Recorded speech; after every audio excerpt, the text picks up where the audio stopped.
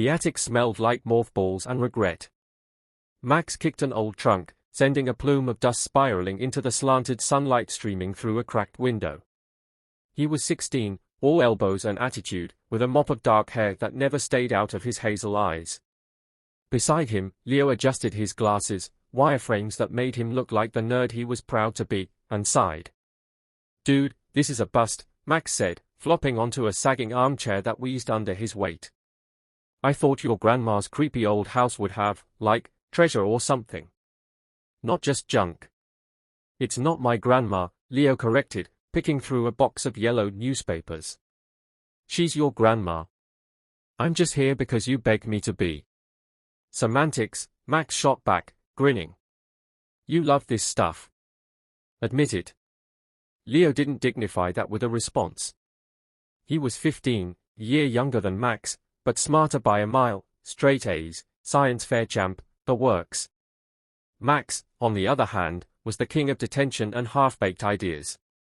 They'd been best friends since 3rd grade, when Max had dared Leo to eat a worm and Leo had countered by daring Max to climb the school flagpole.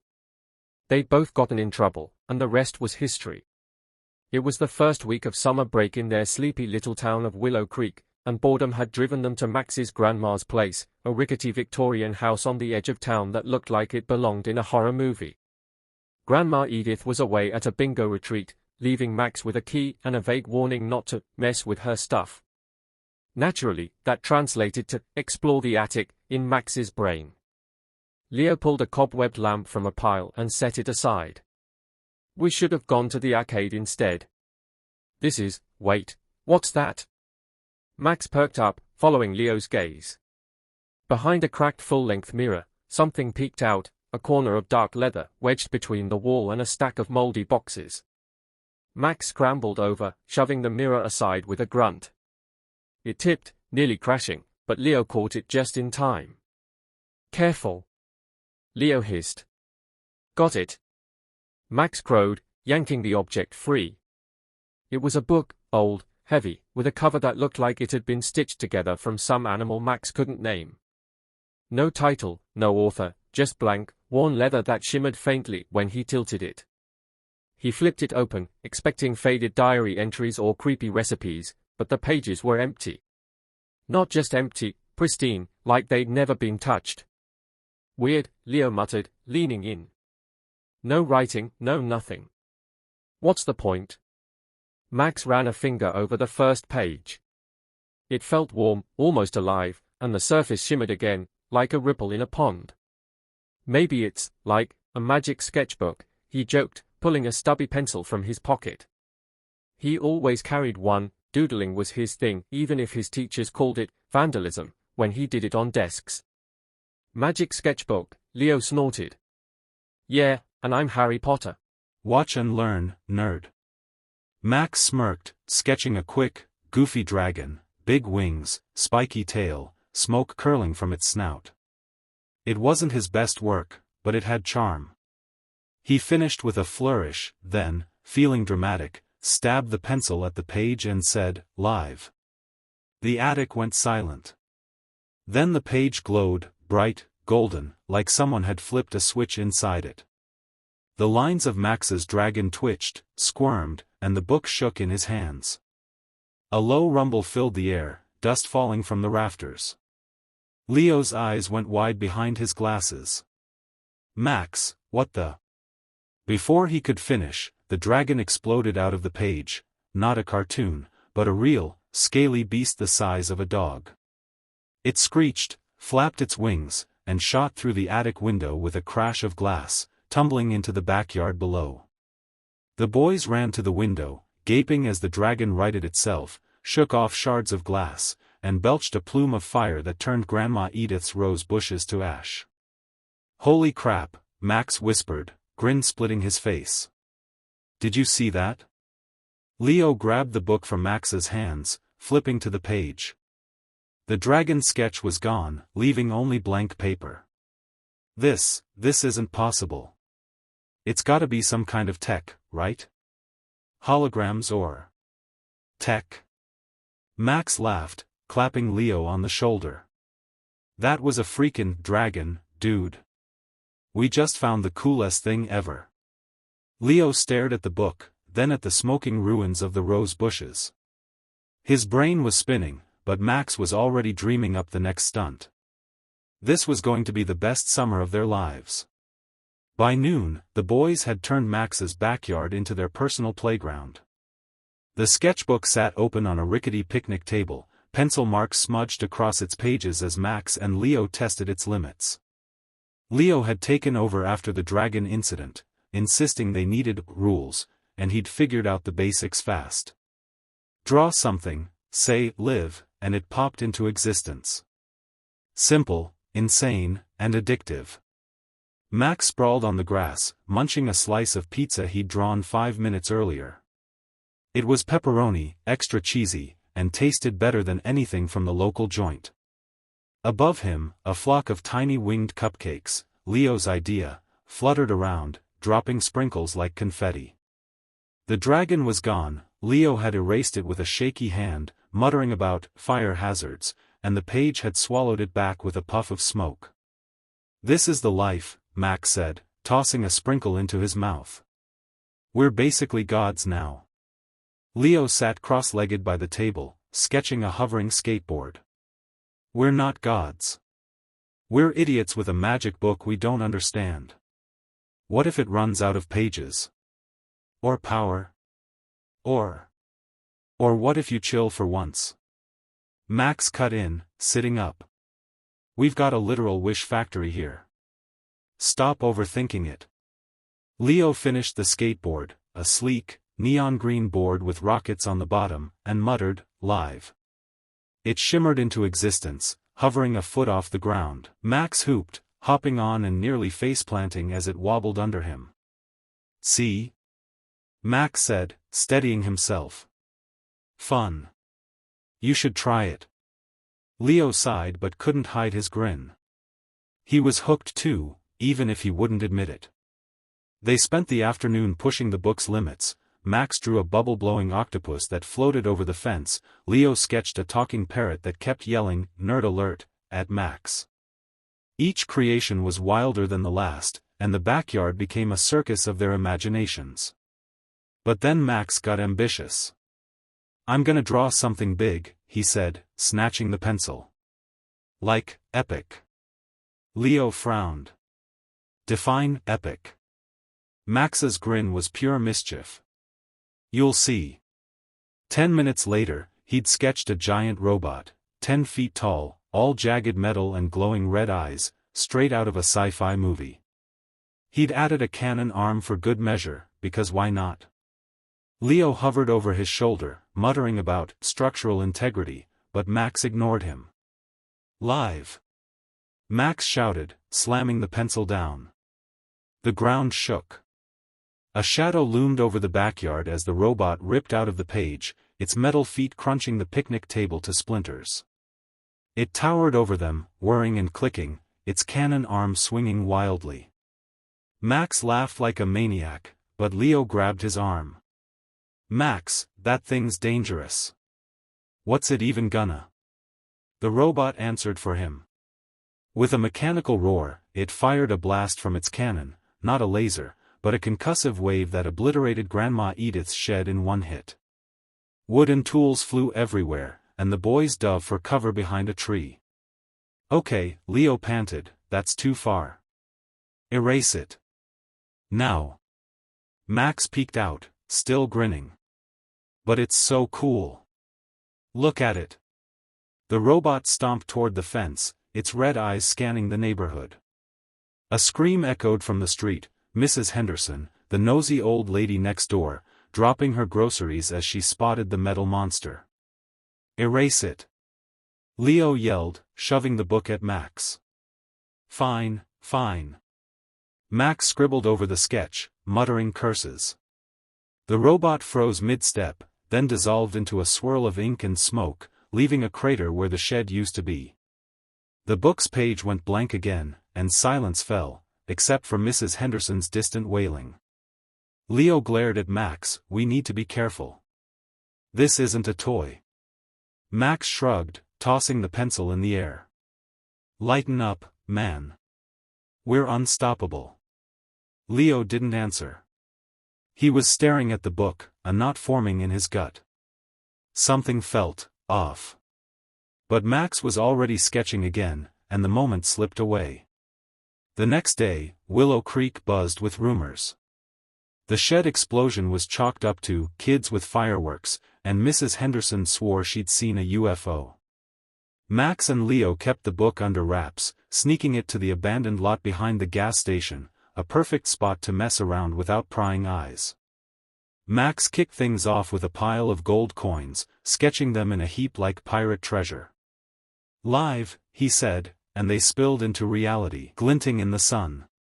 He scooped up a handful, tossing one to Leo. "Millionaires, baby," Max crowed. "Who needs summer jobs?" Leo caught the coin, frowning. "These look real, but where'd they come from?" "Duh, the book," Max said, rolling his eyes. "Stop sciencing it." Leo didn't push it, but the unease lingered. They kept going. Leo drew a vintage Mustang, cherry red and roaring to life, while Max sketched a pair of jetpacks they strapped on for a shaky flight over the lot. Each creation was a thrill, a rush of power that made them feel invincible. For a while, it was perfect. Then Max's mom called. Maxwell James Carter, her voice crackled through his phone, sharp enough to make him wince. "Where's my ring?" Max froze, jetpack humming beneath him. "What ring?" "My wedding ring. It was on my dresser this morning, and now it's gone." "Did you take it?" "No, Max landed clumsily, killing the jetpack's engine. "I didn't touch it, Mom. Promise." She huffed, unconvinced, and hung up. Max stared at the phone, then at the gold coins scattered across the dirt. A chill crept up his spine. "Leo," he said slowly, "you don't think?"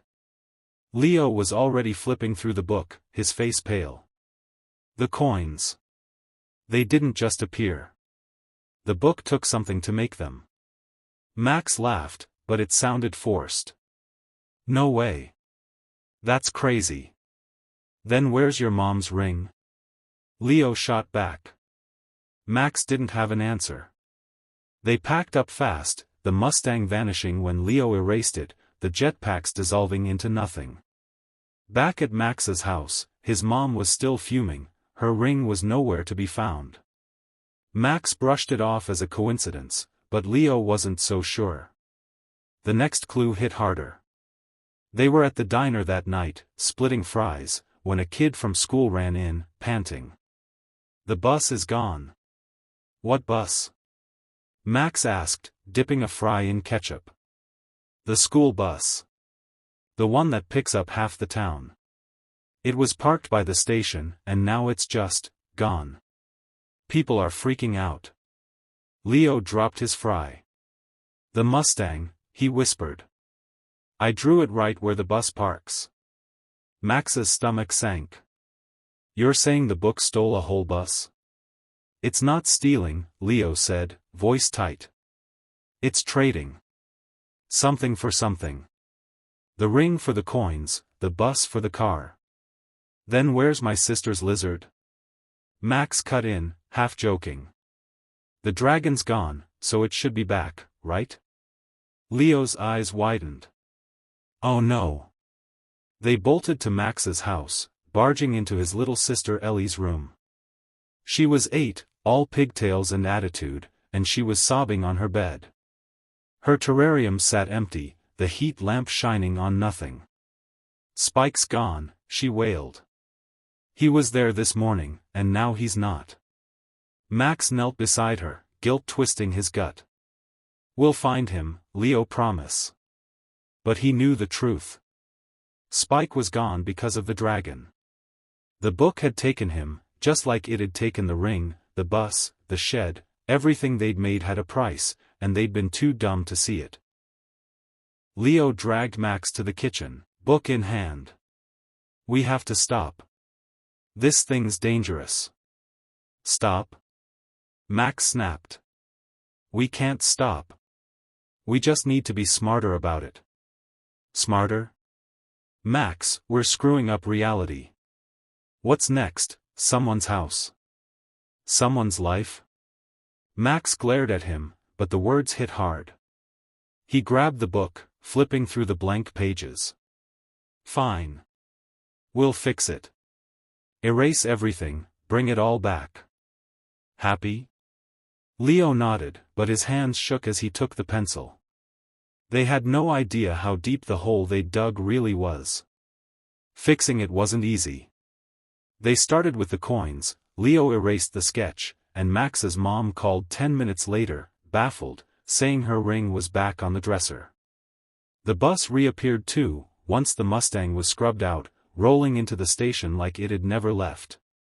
Ellie's lizard popped back into its terrarium, blinking at them as she squealed with joy. But the book fought back. Each erasure demanded a toll, not from reality, but from them. When Leo erased the jetpacks, his science fair trophy vanished from his shelf. A small price, he said, but it stung. Max gave up his guitar to banish the octopus, smashing his dreams of starting a band. The cupcake flock cost Leo his favorite hoodie, the one his dad had given him before he'd moved out. Every fix chipped away at them, and the book's pages grew heavier, warmer, like it was feeding on their losses. They saved the robot for last. It was still out there. Max had spotted it lumbering through the woods on the edge of town, its cannon arm blasting trees to splinters. They tracked it down at dusk, the sky bleeding orange as they crouched behind a boulder, book open between them. It's gotta go, Leo said, pencil poised. No arguments. Max nodded, but his chest tightened. The robot was his favorite, his masterpiece. Do it. Leo scribbled over the sketch, muttering curses under his breath. The robot froze, mid-stomp, then dissolved into a storm of ink and smoke. The woods went quiet, the cratered ground the only sign it had been there. Done, Leo said, slamming the book shut. We're never touching this thing again. Max didn't argue. They trudged home, exhausted, the book tucked under Leo's arm. They'd fixed everything, or so they thought. That night, Max woke to a scream. He bolted downstairs, finding his mom in the kitchen, staring at the sink. The faucet was gone, ripped out, leaving a gaping hole where water should have been. What the hell? Max muttered, but then he saw it, a faint shimmer in the air, like the book's glow. He ran to Leo's house, banging on the door until Leo stumbled out, bleary-eyed. The book, Max panted. It's not done. They opened it in Leo's garage, and the pages weren't blank anymore. Words scrawled themselves across the paper in jagged, red ink. One life remains unpaid. Leo's face went white. The robot. It was too big. The book wants more. More what? Max demanded. A life, Leo whispered. It took stuff before, objects, animals. But that thing was huge. It needs something bigger to balance it. Max laughed, sharp and bitter. So, what, one of us has to die. That's insane. Leo didn't laugh. He stared at the book, then at Max. We made this mess. We have to end it. They argued for hours, voices echoing in the garage. Max insisted it was his fault, he'd drawn the robot, pushed the book too far. Leo countered that he'd figured out the rules and let it happen. Neither wanted to budge, but the book didn't care. The words pulsed on the page, a countdown they couldn't ignore. By morning, they had a plan, or half of one. They'd trick the book, draw a fake life to pay the debt. Max sketched a stick figure, crude and simple, labeling it Bob. Live, he said, voice shaking. The figure shimmered into existence, a lanky, faceless thing that wobbled on its feet. For a second, they thought it worked. Then the book flared, the words shifting, not enough. Bob dissolved, and the garage door rattled as something heavy slammed against it. They ran outside. The robot was back, bigger, angrier, its red eyes locked on them. It hadn't been erased, it had been waiting. The book's debt was due, and it wasn't playing games. "Run!" Leo yelled, but Max stood his ground, book in hand. "No," he said, voice steady. "I'm ending this." Before Leo could stop him, Max sketched himself, a quick, sloppy self-portrait, all wild hair and smirk. He wrote Max beneath it, then turned to Leo. "Take care of Ellie, okay?" Max, "No." Leo lunged, but Max was faster. He shouted, "Live," and the sketch glowed, pulling him in. A second Max stepped out, perfect, grinning, then grabbed the real Max and dragged him into the page. The book slammed shut, the robot vanished, and Leo was alone, screaming into the silence. Leo buried the book the next day, deep in the woods where no one would find it. He didn't cry, not then. He went to Max's house, told Ellie her brother was on an adventure, and hugged her until she stopped asking questions. The town moved on, the chaos fading into rumors. But Leo kept the pencil. It was all he had left of Max, the dreamer who'd given everything to fix their mistakes. He whispered to the trees, "You were the real masterpiece," and walked away, the weight of it all settling into his bones.